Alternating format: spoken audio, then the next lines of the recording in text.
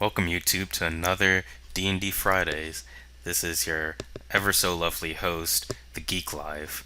Of course, keeping everybody's life geeky and nerdy. So, before we start, don't forget to hit that notification bar and that subscribe button as well, and definitely post your comments down below on what you think of everything with today's topic. And speaking of today's topic, today, what we have for you is we're going to be taking a look at the fighter subclasses and what all they have to offer to the table. So, without further ado, let's kick it into high gear. Let's get going. So, when it comes to the fighter subclass or fighter class as a whole, um, they're typically one of the first things you think of as melee-oriented combatants um, or even range characters as well. Um, Mainly archers. They're martial characters. They get proficiency in all armors and all weapons. They get their proficiency in strength and constitution saving throws. So, if that's something that you wish, your constitution saving throws. The common tactic is to start out level 1 fighter, get that constitution saving throw, and then go into any of one of your spellcasters. And when you think of fighters, you usually think of things like maybe like Vikings or your Roman soldiers, things like that. You have your shield, your spear, short sword, a big old great axe, whatever it may be. Like military folks for the most part. So those are what you would typically consider as a fighter. And they get a lot of cool little tricks to help really double down on that combat oriented playstyle that a lot of fighters have. So they get things like action surge, which give them entirely another action to use within the turn, so they get to use all of their attacks again if they wish to. Second wind, a bonus action heal for themselves. Indomitable ability to re-roll a save and throw.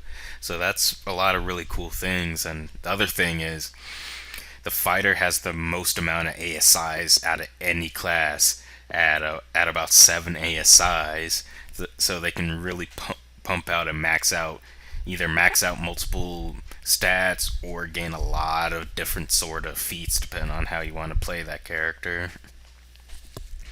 So, and also in addition to that, the fighter is the only one that gets more than 2 attacks outside of dual wielding and stuff like that, up to a maximum of 4 attacks at level 20 with their capstone, and Yeah, crazy. which is really cool. And if you happen to be like dual wielding, crossbow expert, something like that, you can have more than 4 attacks. So let's say you're dual wielding and you decide to action surge. That's 9 attacks in a single round of combat. Let's just hit the let's spam attack, I guess. Yep. And I'm like, with 9 attacks, as long as you don't have terrible luck on your dice roll, whatever you're targeting is going to be hurt. Oh yeah, it's gonna be hurt quite a bit. Yep. So, so yeah, definitely. More so than a lot of other classes, the fighter really focuses in on combat tactics, combat tricks, and the like. So with that, let's take a look at our first fighter subclass, the champion. The champion takes this whole idea of combat and focuses in on it. So the biggest thing about the champion, and probably the most popular reason why folks pick up the champion, is they get this thing called improved critical, which normally you only crit on a 20 on a d20 roll for a natural crit. But a fighters, you can crit on a 19 and at later levels on an 18 as well.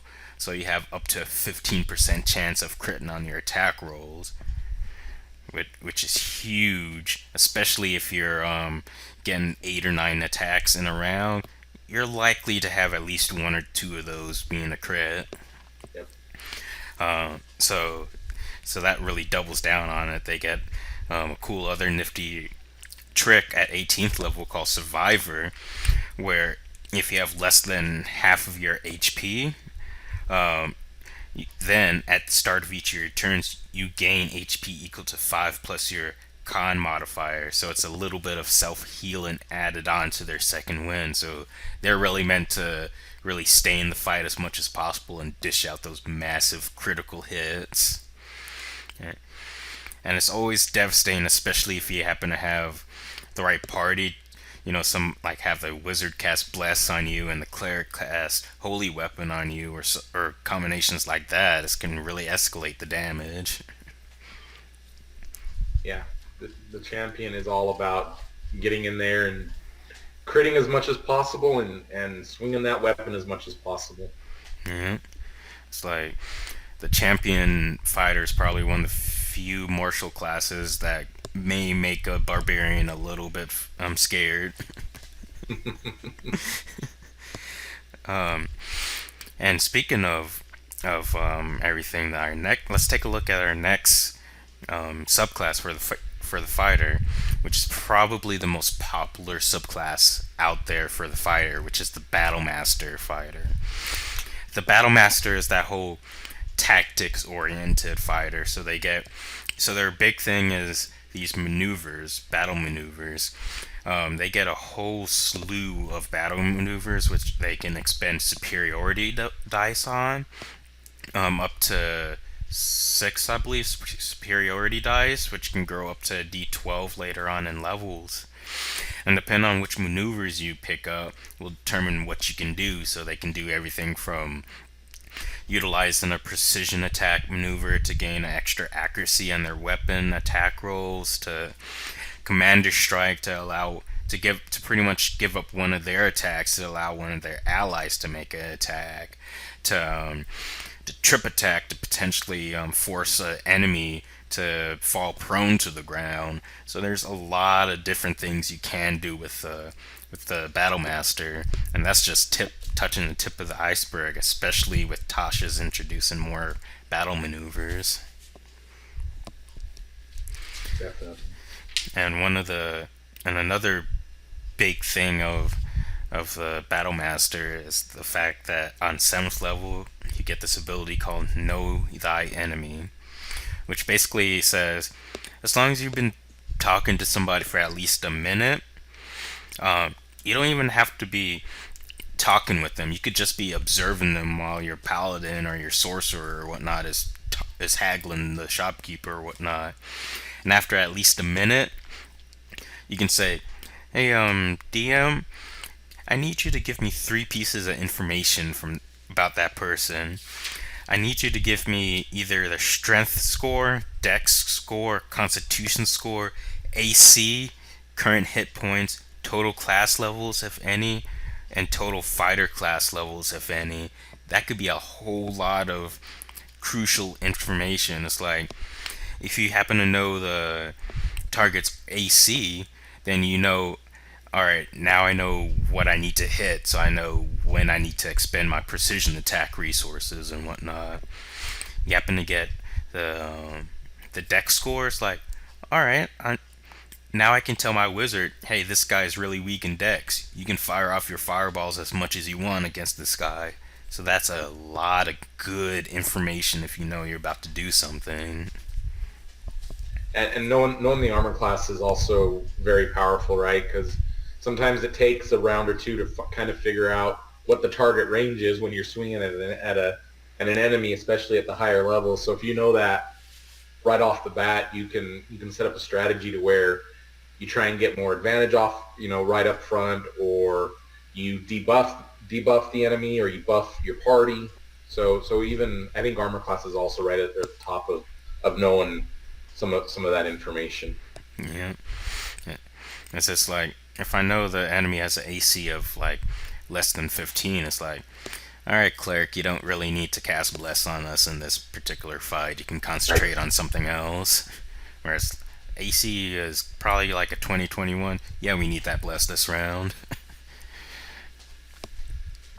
So Absolutely. it's really powerful, and that And these maneuvers are the primary reason why the Battlemaster is just such a powerful and popular class among D&D players.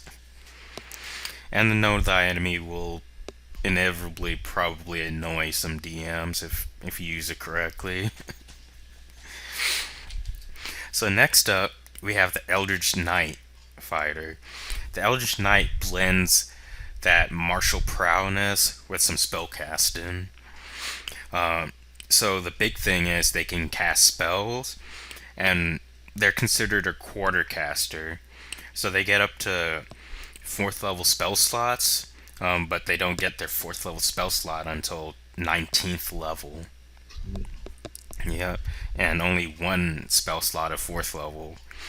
So within that spell selection you get from the wizard subclass, and with the exception of a small handful of spells, most of the spells you pick up have to be either abjuration or evocation spells, which all of your spells will go off of your intelligence modifier. So it makes the Eldritch Knight a little bit more mad in terms of stats. You need either strength or dexterity, plus your constitution maybe, and you need a somewhat decent intelligence modifier depending on what you need. So one of the very typical and usual ways of playing Eldritch Knight is to forego the intelligence modifier and just pick up a lot of things like find familiar, shield, absorb elements, those types of things that really don't need a high wisdom for. So that's definitely one play style to consider. But if you're going to go for those fireballs and stuff like that, keep in mind that you would need a good intelligence score to really utilize some of that stuff. And one of the other big things is they get War Magic and eventually improved War Magic, where you start off with, if you cast a cantrip or later on a level spell as well, you can make a weapon attack as your bonus action. So that really helps out a lot. So you can say, alright, let me use my action to cast Booming Blade and then make a bonus action weapon attack to really help shore up those offensive pressure, as when you're casting a spell, you're going to be losing out on those 2, 3, 4 attacks that you normally get as a fighter. Right. Yeah, it's a great way to add a buff to your attack and then make the attack and make sure that you've got some oomph behind it. Yeah. And I think the scary thing about the Eldritch Knight is the shield spell is on the wizard's list. The absorb elements is on the wizard list that the EK can pick up. And you can make a really tanky fighter by slapping on full plate, a shield, and saying, so that's going to be 20 AC right there, 25 if you cast shield on yourself. Yeah, maybe the Eldritch Knight's another tank that you can think about having instead of a bear totem barbarian or something. Yeah, so that's definitely a cool little thing to think about. And maybe you just want all of your spell slots going to that shield spell and that absorb elements and just continue your 2, 3, 4 swings before an action surge. Yeah.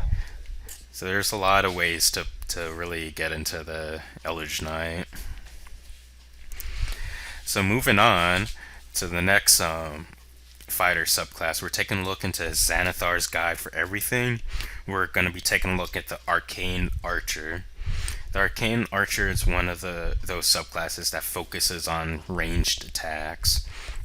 So the big thing is they get this thing called Arcane Shot, which allows you to have a few different options for when you shoot an arrow from your bow.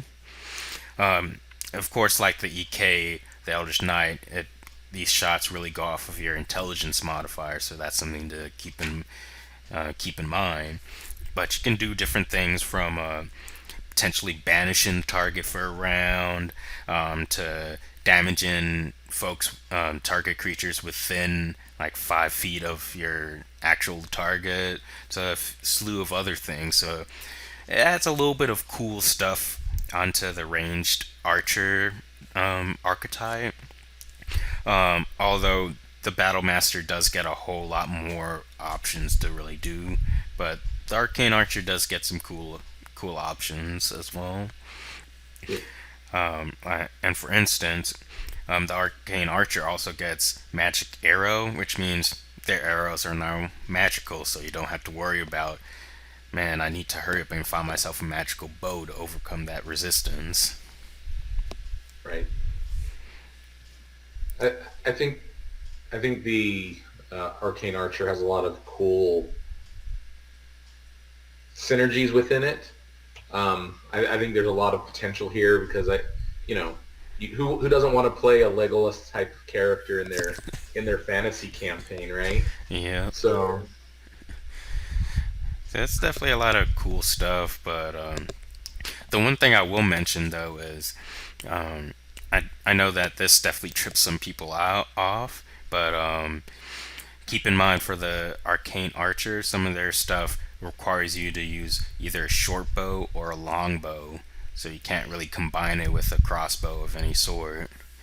Which I think is a little bit of wasted potential. I think they should have included the crossbows in it. That would be nice, But what can you do? well, again, I'll invoke the Legolas comparison here, right?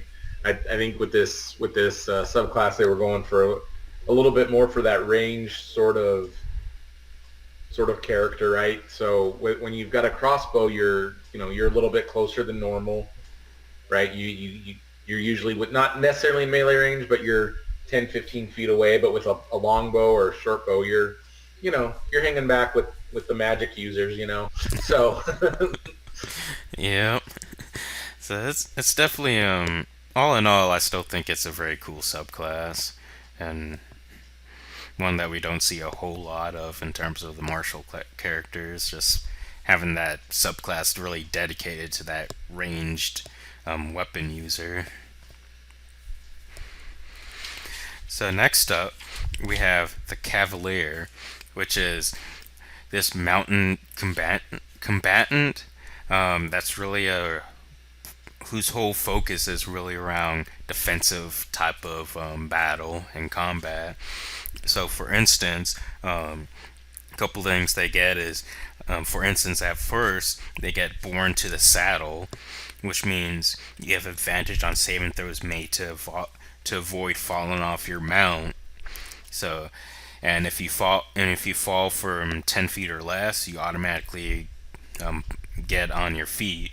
So it's like really focusing on those types of players that want to play that mountain combatant type of thing. So if you can really combine this class with maybe take a few levels of paladin or something like that to get that find greater steed spell, then that's a pretty cool and interesting fighting style that you can create there. And just say, all right, I'm going to cast find greater steed, I'm going to draw my lance, and let's go. yeah, Mhm. And then another cool um, little tidbit is, uh, for instance, on 18th level, they get Vigilant Defender. In combat, you get a special reaction that you can take once on every creature's turn except your turn. You can only use the special reaction to make an opportunity attack, and you can't use it on the same turn that you took your normal reaction. So that can have some interesting little tidbits that you can do with that. For instance, you can, depending on how the combat's going, you can potentially combine that with Sentinel to have multiple creatures' speed go down to zero, which in turn protects all your wizards and sorcerers and whatnot in your back line. It's like, I'm just gonna make all of y'all speed zero. Next turn, hit somebody, back up 5 feet or whatever, or you don't even have to back up 5 feet. As oh, you're trying to get out of my attack range. As long as I hit you, no, you're not. no, you're not. Stay right there. Yeah. One of the other cool abilities in this subclass is Ferocious Charger. I think it embodies the whole concept of what the Cavalier subclass is about, right? So you get it when you at level 15, and it lets you run down your opponents, whether or not you're on your mount or not. So that just evokes, seeing this fighter with his lance out just get a running start at the enemy, right? Hmm. Or the cool image of them riding on their mount, their horse or whatever it is, and pulling that sword or lance out and chasing down the bad guy. I think it's a really um, cool little ability, but also very flavorful for this subclass. Yeah. Yeah, it's a very unique subclass, and it's really the only subclass that really focuses in on that mounted combatant fighting style. Yeah, you can do it as a paladin, but paladins don't really get anything that really says, yeah, this we're tailoring this to you're on top of a Pegasus type of thing. Right. So next up, we have the samurai, which is probably the most honorable of the subclasses. So so there's some cool stuff within the samurai type of thing. I think one of my favorite things here is the seventh level ability, Elegant Courtier. It allows you to gain proficiency in wisdom saving throws, and if you already have proficiency in wisdom saving throws, you get to choose to gain proficiency in either intelligence or charisma saving throws. I personally think that if you can get extra proficiency in any saving throw, that's amazing. Yes. Especially one of the mental saving throws, because the mental saving throws have some really nasty effects tied to them, from banishment to domination to suggestion to the mind flayer's mind blast. So it's just a whole lot of you don't want to fail that saving throw type of thing. So Right. so to have an extra +3, +4, +5 to that saving throw, pretty much of your choice, more or less, I think is going to be really handy, especially later on in levels where you start to meet up with those a lot more spellcasters, a lot more mind flayers, stuff like that, where stuff are typically going to be targeting your mental stats a little bit more often. Right. This is going to be quite useful, especially combined with the fact that you already have proficiency in Constitution saving throws, the which is another one of those nasty effects. It's like you're going to be golden. Oh yeah, definitely. Um, I really like the fighting spirit ability of this subclass. Right. As a bonus action, you give yourself advantage and 5 temporary hit points. Hmm. That's pretty sweet. Yeah, the thing that I find that I really love about the Fine Spirit is that advantage applies to all attacks that turn, including attacks made from haste, from your action surge, from whatever else you might be getting. So it's really cool. It's like, oh, I'm great weapon fighting. I'm gonna bonus action gain advantage, and I'm gonna action surge. Now I have advantage on 8 attacks this turn. It's highly likely you're gonna hit with most of those attacks, if not all of them. Correct. Yep. So that's really cool. And then another cool thing is their 18th level ability, Strength Before Death. Basically, if you go down to 0 HP, um, once per long rest, you can say, all right, death or unconsciousness. Hold on one moment. Let me take Hold my beer. Yep, hold my beer. Let me take an entirely new turn immediately, doing action, bonus action, all that stuff. And if by some chance I happen to still have 0 HP by the end of this new turn, then I'm gonna go down. So you can, Right. so you can basically be like, all right, I go down to 0, and I happen to be like hasted or something like that. Let me throw in a few attacks, and then with one of my actions, let me chug a potion, so I'm not gonna actually go down at the end of this turn. It's very similar to I believe the Hobgoblin has an ability like this to where if they fall to 0, they come back up with one health point. Hmm. And I believe the Barbarian has an ability where I don't remember specifically which subclass it's in, but um, as long as they continue to rage, Yeah. if they're at zero hit points, they just keep going. Yep. The Zealot Barbarian. Sell it. That's what that is. That's what it is. Yeah. So it's pretty cool that they've sprinkled that into a few other classes too. That ability. So Yeah, but which I like. It's a pretty powerful ability. it is. um, so next up, we'll be taking a look at Tasha's Cauldron of Everything. There's a few cool fighting classes, subclasses within Tasha's. So the first one we're gonna really look at is the Psi Warrior subclass. And what the Psi Warrior is all about is really using this psionic energy that you happen to obtain or learned or whatnot somehow. So they have, so their third level ability is psionic power. So they gain these psi dice, psionic energy dice, equal to twice your proficiency level, and you can use a bonus action to recover one of them per rest or long rest, or rest in general, short or long rest. And they're fueling your psionic powers, which you can do a few different things. Pretty much a lot of different things, from reducing, like using one of your dice to reduce damage to you or somebody within 30 feet, to inflicting a little bit more damage on your weapon attack. So it offers kind of like a little bit of a psionic version of the Battle Master, which is kind of cool. Mm.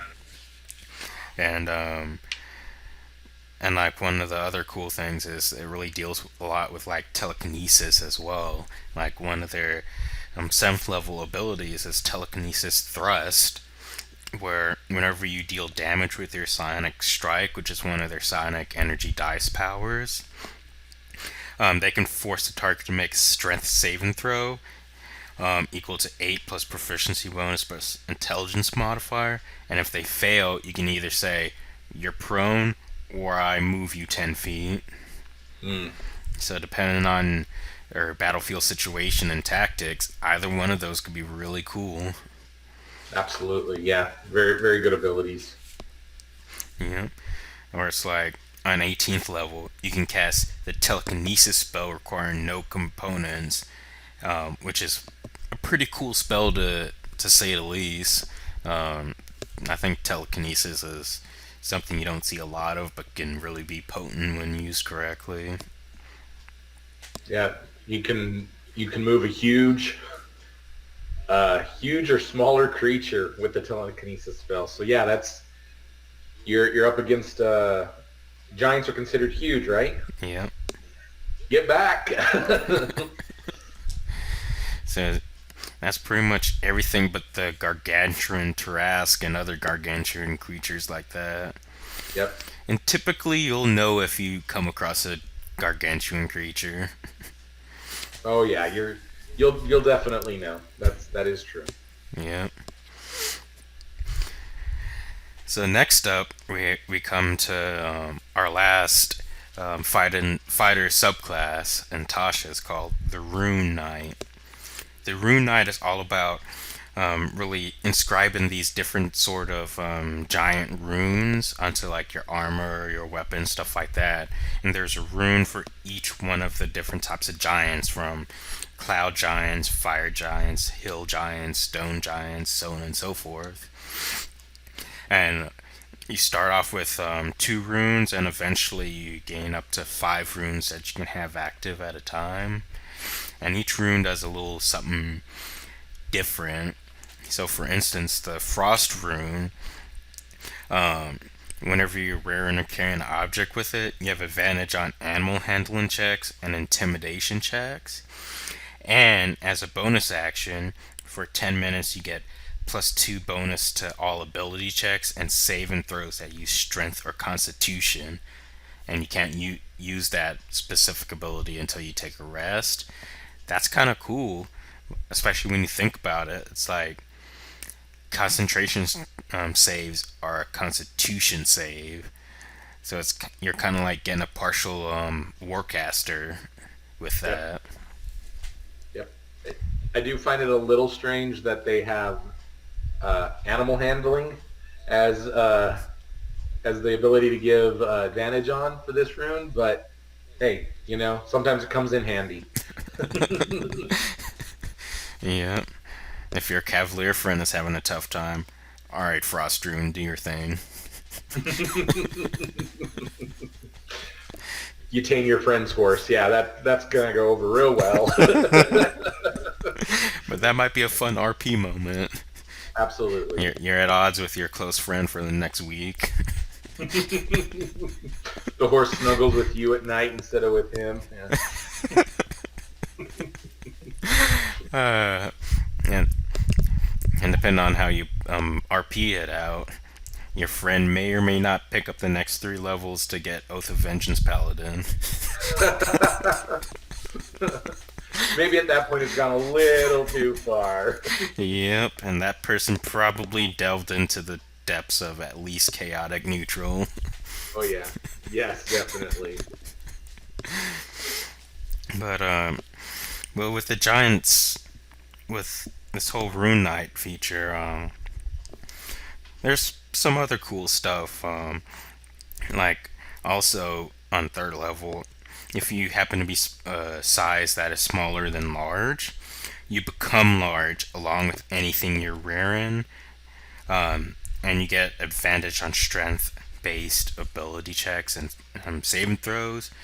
And once per turn on one of your weapon attacks that hit, you can deal an extra d6 to that target, which is kind of cool. Like, this is one of the few times outside of like enlarge reduce type of stuff that I see people's sizes actually change on the fly like that.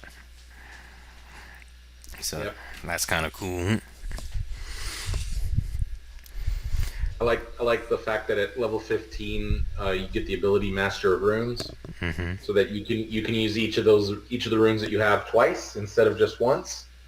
So I think I think that just shows that's a really cool ability that you can actually use those again. So Yeah, so that's definitely pretty cool. And overall, I think that the Rune Knight is definitely have its interesting play styles as well. I would definitely consider this if I'm playing in Storm King's Thunder for sure, because you also oh get to learn the giant language as well by picking up this subclass. yep. That seems like the perfect kind of character to play for that campaign. Yep, and it's like, oh, I'm playing this giant Rune Knight, and I got the Giant Slayer axe. This is like too perfect. So thematic. Absolutely. So overall, the fighter has a lot of interesting things. For the most part, like mentioned before, they're really focused in on combat, unlike most of the other classes, short of barbarian, pretty much. So that's definitely something to keep in mind, especially outside of like the Rune Knight. Um, so if you're interested in the playstyle of really going into combat and having something to bolster up your combat playstyle, definitely take a look at the fighter, and you'll probably find something that will fit your interest, whether you're a melee character, your polearm character, ranged character, whatever it may be. If you like hitting things, fighter class is right where you want to be. Yeah, and it's probably one of the easier classes for new players to get into the game of D&D with as well. Because for the most part, with maybe the exception of the Battle Master, there's not a whole lot of complexities to the fighter. They're all very straightforward. I would agree. Mhm. So, so with that, I think that's pretty cool. So, well, so that is the end of the fighters for today. Next up, we'll be taking a look at our favorite kung fu master, Bruce Lee, Jackie Chan, and Jet Li. Oh, I'm sorry, I mean the monk.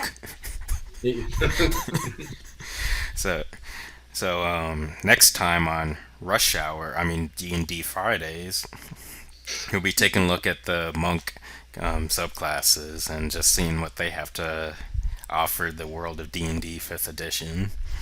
Yeah, And sounds until, like a plan. yep. And until then, keep y'all lives geeky. Bye, everyone.